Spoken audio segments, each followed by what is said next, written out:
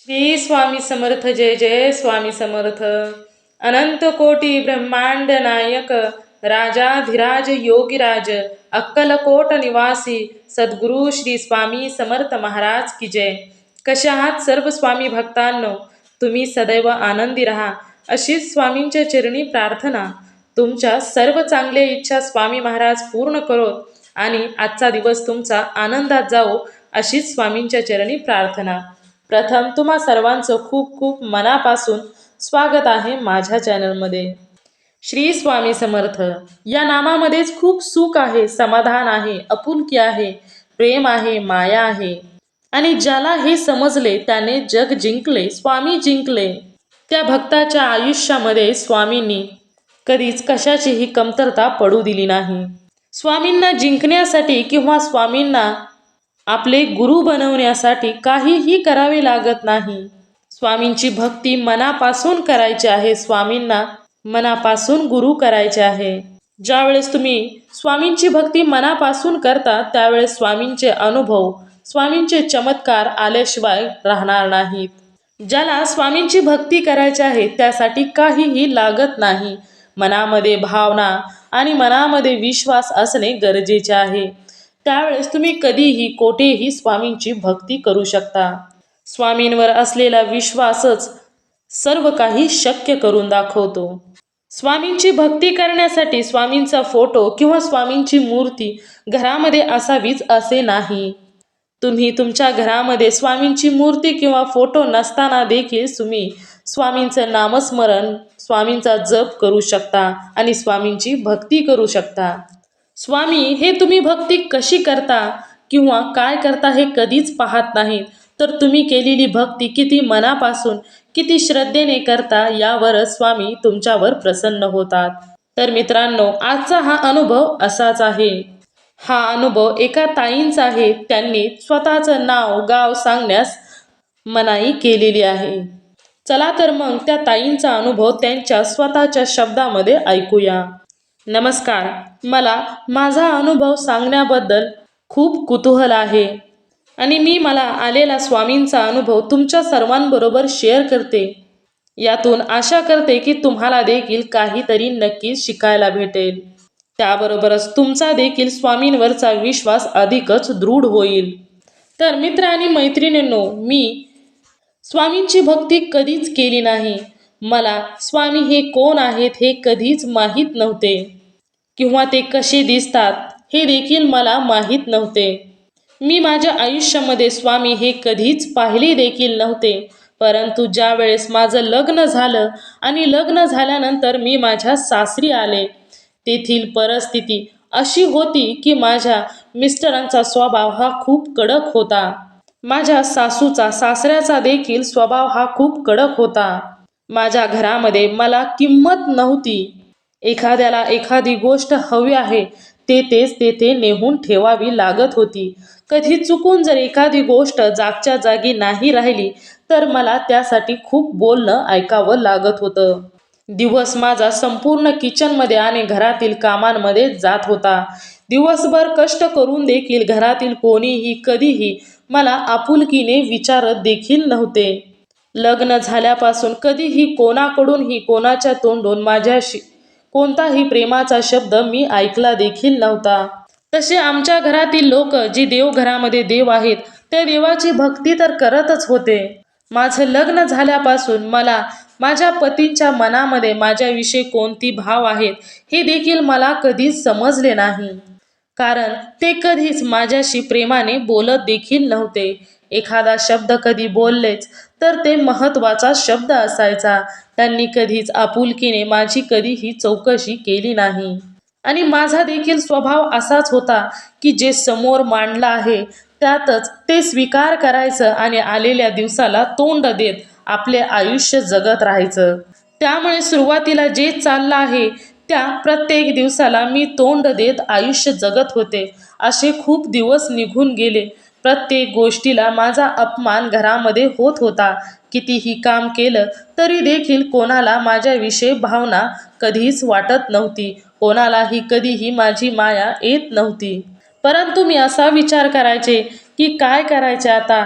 जे दिवस आले आहेत ते भोगायचे आहेत आणि ते संपवायचे आहेत. मला माहीत नव्हते की माझे मिस्टर माझ्यावर प्रेम करतात की नाही, परंतु त्यांना एखादी गोष्ट त्यांच्या हातामध्ये लगेचच हवी असायची आणि जर माझ्याकडून त्यांच्या हातामध्ये ती वस्तू किंवा गोष्ट नाही गेली तर ते माझ्यावरती ओरडायचे. आणि त्यांच्या ओरडण्याच्या आवाजाने मी खूप घाबरून जायचे, कारण त्यांचा आवाज हा असतानाच मोठा होता. त्यामुळे त्या आवाजाने मी लगेचच घाबरून जायचे आणि मला पुढे काय करावे हे देखील कधी सुचत नव्हते. आणि त्याबरोबरच एखादी गोष्ट चुकली तरी देखील माझ्या सासूने किंवा सासराने कधीही मला समजून सांगितली देखील नाही. ते देखील सतत माझ्यावर ओरडायचे. लग्न झाल्यानंतर असेच काही दिवस गेले आणि मला या सर्व गोष्टीचा आता कंटाळा येऊ लागला होता. परंतु मनामध्ये देखील एवढेच विचार येत होते की आता आलेल्या दिवसाला तोंड द्यायचं. परंतु एके दिवशी मी माझ्या मोबाईलवरती स्वामींचा फोटो पाहिला. माझा मोबाईल हा खूपच छोटा मोबाईल होता. त्यामुळे स्वामी हे अक्कलकोटचे आहेत आणि त्यांच्याविषयी थोडीफारच माहिती मला मिळाली. परंतु मला हे देखील समजले की स्वामींची भक्ती केल्यानंतर स्वामी हे आपल्या भक्तावरती नक्कीच प्रसन्न होतात आणि त्यांचे सर्व दुःख, अडचणी, संकटे दूर करतात. त्यामुळे माझ्या मनामध्ये अशी एक भावना नवीन निर्माण झाली. मला देखील वाटले की आपण देखील स्वामींची भक्ती करावी, जेणेकरून माझ्यावरील थोडं तरी दुःख, कष्ट कमी होईल. त्यानंतर स्वामींची सेवा कशी करायची हे मला काहीही माहीत नव्हते. परंतु स्वामींचा मंत्र हा श्री स्वामी समर्थ हा एवढाच मंत्र आहे हे मला माहीत होते. आणि त्यानंतर मला समजले की स्वामींच्या तारक मंत्र याने देखील घरामध्ये खूप फरक पडतो. त्यामुळे मी तारक मंत्र ऐकायला सुरुवात केली आणि त्यानंतर मला हे देखील समजले की तारक मंत्राच्या पाण्याचा चमत्कार हा खरोखरच होतो. आणि यामुळे मी ठरवले की तारक मंत्राच्या पाण्याचा चमत्कार होतोय की नाही हे आपण नक्कीच पाहायचं. आणि त्यावेळेस ठरवल्याप्रमाणे तारक मंत्र मी पुन्हा पुन्हा ऐकू लागले. परंतु घरामधील परिस्थिती अशी होती की घरामधील लोकांना स्वामी हे पसंत नव्हते. त्यांना स्वामींची भक्ती करायचं. कधी एके दिवशी मी सासूबाई जवळ स्वामींचं नाव काढलं तर त्या माझ्यावरती ओरडल्या आणि म्हणाल्या की स्वामींची भक्ती करणं एवढं सोपं नाही. आपल्या घरामध्ये सर्वजण मांसाहार करणारे आहेत आणि स्वामी हे खूप कडक देव आहेत, त्यामुळे त्यांची भक्ती आपल्या घरामध्ये होणं शक्यच नाही. घरामधील कोणालाही स्वामींची भक्ती करणं आवडत देखील नव्हते आणि ते सर्वजण माझ्यावरती खूप ओरडले. तेव्हापासून मी खूप घाबरून गेले आणि त्यानंतर त्यांच्यासमोर स्वामींचं नाव कधीच काढलं नाही. त्यांनी मला सांगितलं होतं की घरामध्ये जे देव आहेत त्यांची सेवा करायची, स्वामींची सेवा अजिबात सुद्धा करायची नाही. परंतु मनामध्ये स्वामींचं एक वेगळंच वेड लागलं होतं. घरामध्ये स्वामींचा फोटो किंवा मूर्ती नसून देखील आता मी मनामध्ये ठरवलं होतं की स्वामींची सेवा करायची. आणि काही दिवस गेल्यानंतर माझ्याकडून स्वामींचा तारक मंत्र पाठ झाला आणि त्यानंतर मी ठरवलं की आपण स्वामींच्या तारक मंत्राच्या पाण्याचा चमत्कार काय होतो ते नक्की पाहूया आणि या पाण्यामुळे कमीत कमी माझ्यावरचं थोडं तरी दुःख कमी होईल. यासाठी मी आता ठरवलं की आपण तारक मंत्राचं पाणी बनवूया. परंतु आता तारक मंत्राचं पाणी बनवायचं तरी कधी? कारण घरामध्ये सर्वजण असतात. सकाळ संध्याकाळ हा माझ्या किचनमध्येच माझा सुरुवात होत असते आणि शेवट देखील घरामध्येच होत असतो. त्यावेळेस माझ्या लक्षात आले की दुपारचे 15-20 मिनिटे मला आराम भेटतो. त्यावेळेस आपण जर तारक मंत्राचे पाणी बनवले तर, असा मनामध्ये विचार आला. आणि त्यानंतर सकाळची सर्व कामे आटपून संपूर्ण घर आवरून झाल्यानंतर दुपारचे मी माझ्या बेडरूममध्ये गेले आणि तेथे गेल्यानंतर मी तारक मंत्राचे पाणी बनवले. परंतु आता हे पाणी घरच्यांना प्यायला कसे द्यायचे हा देखील मनामध्ये खूप मोठा प्रश्न होता. कारण ज्यावेळेस मी बेडरूममधील पाणी बाहेर घेऊन येईल त्यावेळेस घरामधील लोक विचारतील की हे कसलं पाणी तू आणलं आहेस, आणि पुन्हा ते माझ्यावरती जास्त ओरडतील. त्यामुळे मी ठरवलं की हे पाणी आपण घरामध्ये सर्वजण पिणाऱ्या मडक्यामध्ये हे ओतूया. परंतु त्यानंतर लगेचच माझ्या मनामध्ये असा विचार आला की हे तारक मंत्राचं पाणी आहे. जर आपण घरामध्ये पिण्यासाठी वापरलेल्या मडक्यामध्ये जर हे पाणी ओतलं तर आपल्याकडून चुकून हे पाणी थोडं तरी सांडलं तर याचा परिणाम वाईट होऊ शकतो. त्यामुळे आता हे पाणी घरच्यांना प्यायला कसे द्यायचे असा मनामध्ये माझा विचार सतत येऊ लागला. त्यानंतर मी ठरवले की सासूबाईंना पाणी अगोदर देण्यापेक्षा आपण आपल्या मिस्टरांना पाणी देऊया. परंतु मिस्टरांचा स्वभाव देखील खूप कडक होता. त्यांना तरी पाणी कसं द्यायचं असा विचार मनामध्ये आला.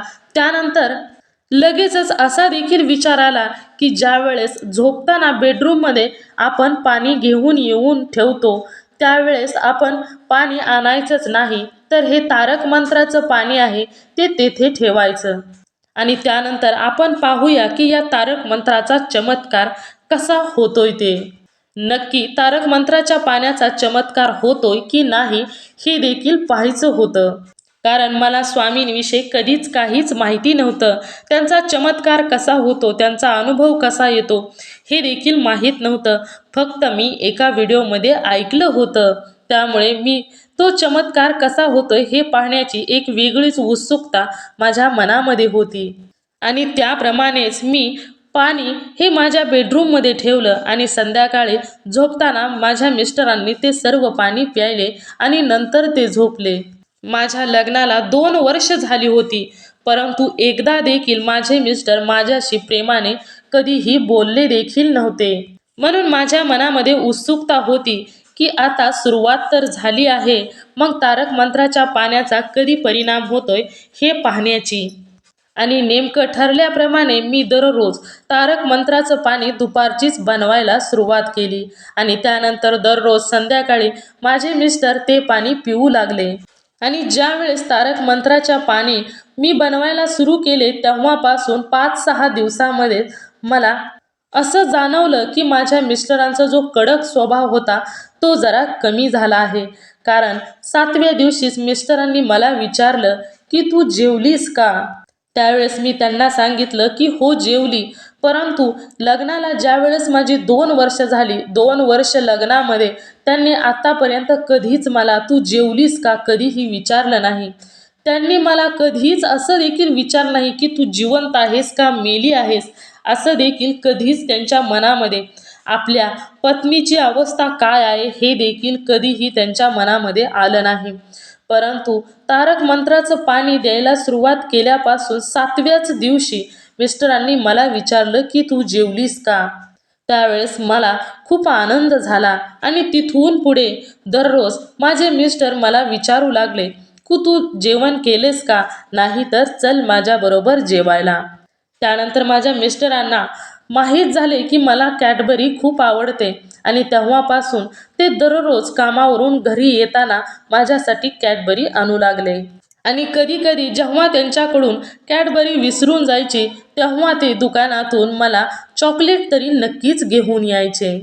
त्यांच्या स्वभावामध्ये खूप बदल झाला होता. आता ते माझ्याशी खूप प्रेमाने वागू लागले होते. आणि माझ्यासाठी महत्त्वाचे हेच होते. गेल्या 2 वर्षामध्ये जे घडलं नव्हतं ते 7 दिवसांमध्ये घडलं होतं. हे पाहूनच मला खूप आश्चर्य वाटले आणि मी मला स्वतःला खूप पुण्यवान असेल असे मला वाटू लागले. कारण खूप कमी वेळेत मी फक्त स्वामींना तारक मंत्राच्या पाण्याचा चमत्कार कसा होतो ही पाहण्याची माझ्या मनामध्ये उत्सुकता होती. त्यामुळे मी ही सेवा केली. नाहीतर याच्या व्यतिरिक्त या अगोदर मी कधीही स्वामींची सेवा देखील केली नव्हती. तरी देखील स्वामींनी माझ्या आयुष्यामध्ये बदल केला आणि माझ्या आयुष्यामध्ये प्रेमाची चाहूल दिली. ज्या मिस्टरांचा स्वभाव किती कडक होता ते मिस्टर आता माझ्याशी प्रेमाने वागू लागले होते. आणि हे सर्व घडले होते ते स्वामींच्या तारक मंत्राच्या पाण्यामुळे. आणि स्वामींच्या कृपेने सर्व काही माझ्या आयुष्यामध्ये चांगले झाले आणि मला जे हवे होते ते माझ्या आयुष्यामध्ये घडले. आणि तिथून पुढे माझ्या आयुष्यामध्ये सर्व काही चांगलेच घडू लागले. तर एवढाच माझा छोटासा अनुभव होता. आणि या अनुभवामुळे मला स्वामींचा चमत्कार आणि स्वामींचे अनुभव देखील चांगल्या पद्धतीने आले. आणि माझा स्वामींवरचा विश्वास अधिकच दृढ झाला. आता मी स्वामींची भक्त झाली आहे आणि स्वामींची सेवा मनापासून करते. तर बघा मैत्रिणींनो, मित्रांनो, हा अनुभव तुम्हाला नक्कीच काहीतरी शिकवून गेला असेल. कारण स्वामींची भक्ती जरी जास्त नाही केली आणि रात्रंदिवस एखाद्याला वाटत असेल की स्वामींची भक्ती करणं खूप अवघड असेल, परंतु हे असे नाही. मनापासून केलेलं नामस्मरण हे आणि मनापासून केलेली स्वामींची भक्ती नक्कीच स्वामींपर्यंत पोहोचते. आणि ज्या भक्ताची भक्ती स्वामींपर्यंत पोहोचते त्या भक्ताचे सर्व दुःख, अडचणी, संकटे दूर होतात आणि स्वामींची कृपा त्या व्यक्तीवरती होते. बघा, या ताईने कधीही स्वामी कोण आहेत हे देखील त्यांना माहीत नव्हते, परंतु ज्यावेळेस माहीत झाले त्यावेळेस त्यांच्या मनामध्ये वेगळीच उत्सुकता निर्माण झाली होती. आणि त्यांची ती उत्सुकता ही मनापासून होती, त्यांच्या भावना मनापासून होत्या. त्यांचा विश्वास होता की स्वामी हे नक्कीच काहीतरी चमत्कार घडवतील. आणि नेमकं त्याच पद्धतीने त्यांच्या आयुष्यामध्ये चमत्कार झाला आणि स्वामींनी जे अशक्य होतं ते शक्य करून दाखवलं. त्यामुळे स्वामींची भक्ती करायची आहे. मी भक्ती केल्यानंतर स्वामी मला काहीतरी देतील या आशेने कधीही भक्ती करायची नाही. फक्त भक्ती करायची आहे. स्वामी जे काही देतील ते योग्यच देतील. आपण फक्त आपले काम करायचे आहे. योग्य वेळ आल्यानंतर स्वामी सर्वांनाच नक्कीच देणार आहेत. स्वामींवरती विश्वास ठेवायचा आहे, जसा विश्वास त्या ताईंनी ठेवला होता. तर एवढाच अनुभव होता त्या ताईंचा, जो सत्य अनुभव आहे. तुम्ही सर्वांनी मिळून माझा व्हिडिओ शेवटपर्यंत ऐकला त्याबद्दल मी मनापासून तुम्हा सर्वांची खूप खूप आभारी आहे. तुम्ही सर्वजण सदैव आनंदी राहा, सुखी राहा, समाधानी राहा, एवढीच स्वामींच्या चरणी प्रार्थना. आजचा हा सत्य अनुभव तुम्हाला कसा वाटला नक्कीच मला कमेंट करून सांगा.